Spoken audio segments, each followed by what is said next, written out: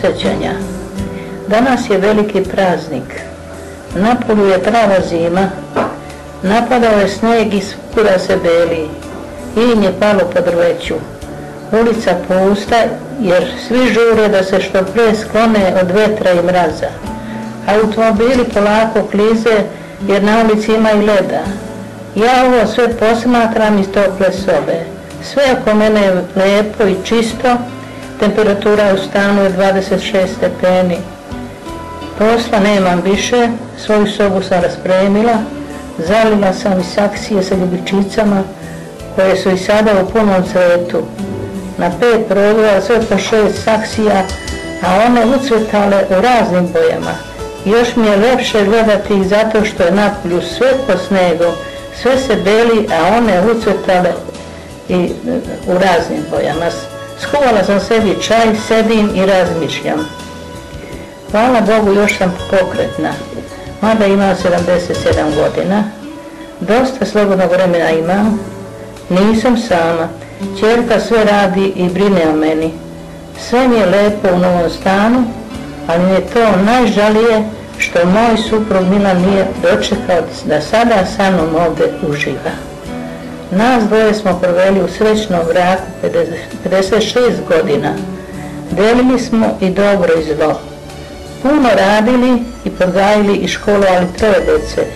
Ali eto, sada kada je mogao sa mnom da uživa, njega nema više. Umro je u 84. godini života. A valjda je to njegova sudbina, jer ni ja ne znam do kada ću da živim. U martu će biti 2 godine kako njega nema. More knjiga sam pročitala kako njega nema. Čitam najviše noću jer slabo spavam. Bratislava me je učlanila u biblioteku, tako da svake sedmice pročitam po 2 knjige. Pošto me oči još dobro služe i dok još mogu rukom da pišem, setih se da bi bilo dobro da nešto pribeležim iz mog života. Nada na Sretenje 15.2.2005. godine u Bijeljini.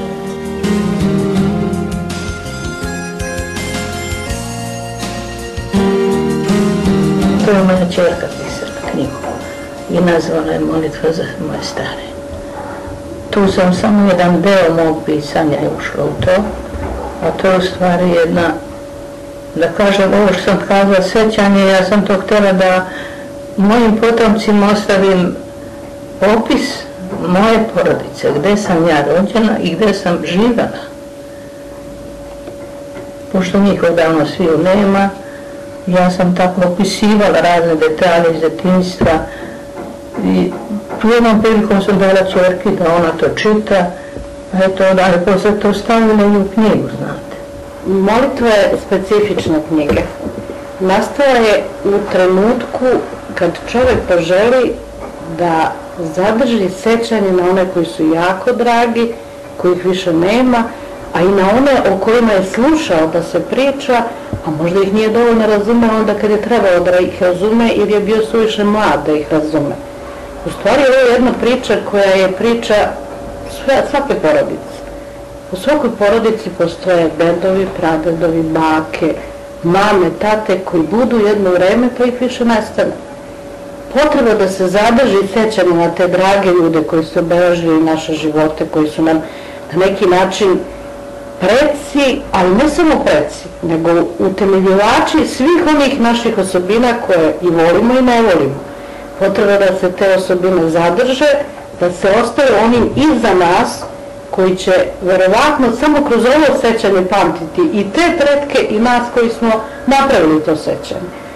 Knjiga je specifična, ne samo zato što govori o mojoj porodici, pre svega podstaknuta onim što je moja majka pisala, pa sam ja poželjela da i svoj neki bol, pre svega za ocem koji je umro, zadržim, ali je specifična i po tome što je u njoj došao do izražaja jedan poseban odnos i prema recima, a i prema ljudima.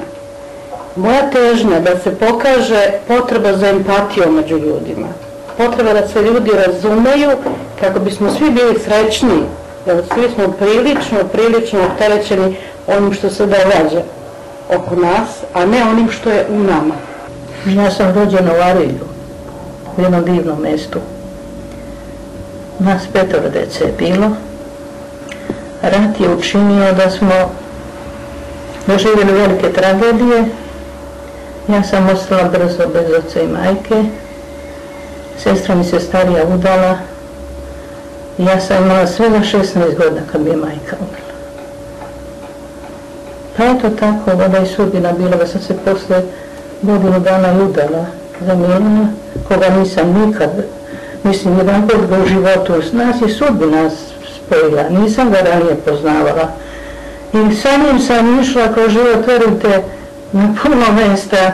Živjeli smo i u Kamenici gdje je on rođen, pa onda i u Beogradu, pa se opet vraćali u Kamenicu, pa smo na kraju sa 3 dece došli ovdje u Bijeljinu. I tu smo zajedno živjeli 45 godina, a ja i dalje živim u Bijeljini, ali mi smo se bavili jednim zanatom, to je bojađijski zanat, koji sada izumro, nema više toga. Pošto mi je otac bio bojačija. Tako je moj muž i čuo za mene da ja znam taj zanat, a i njegov otac je to radio. Pa eto, kad nije bilo drugog, on je pošao u sve da nešto radi, da djecu školuje, tamo gdje smo bili nije bilo ni škole, ni lekara. Došli smo u Bijeljinu i mi smo počeli zajedno raditi taj bojačijski zanat i radili smo sve do početka rata u Bosni. Mnoge žene su dolazile koje nismo imali više kontakta sa selom nego sa gradom, znate. Stoje čovjeku je jako malo potrebno materijalnih dobara da bude srećan. Najviše mu treba ljubav i razumevanje. Ali čovjek je na tom putu za ljubavlju i razumevanjem zaboravio u stvari gde je. I njemu je put do tog cilja postao sredstvo. A taj put, ako je put u kome se ne zna za moral, u kome se ne zna za granice dokle se sme ići u odnosu na čoveka, ako je takav put, onda je loš put, pa čak i kad se ostvari cilj, to je loš. Onda to više nije ono što smo hteli.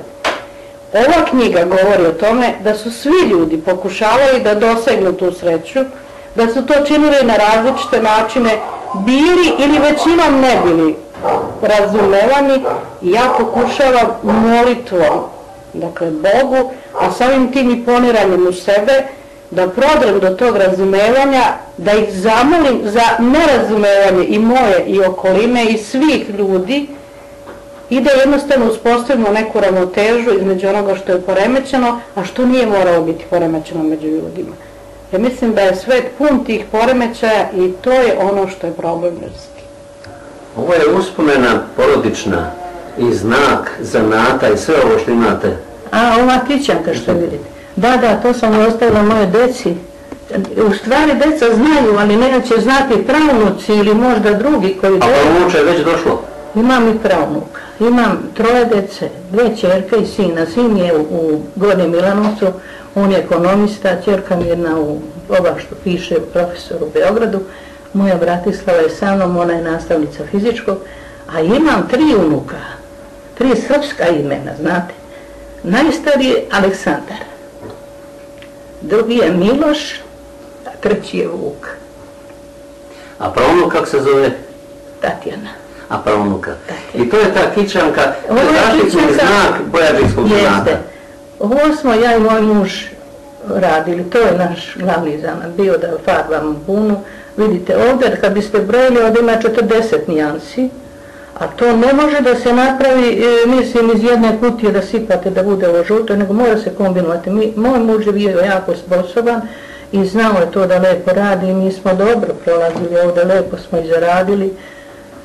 I kuću kupili i onda smo, pošto je sezonski posao bio, putovali puno leti. Zimi se radilo.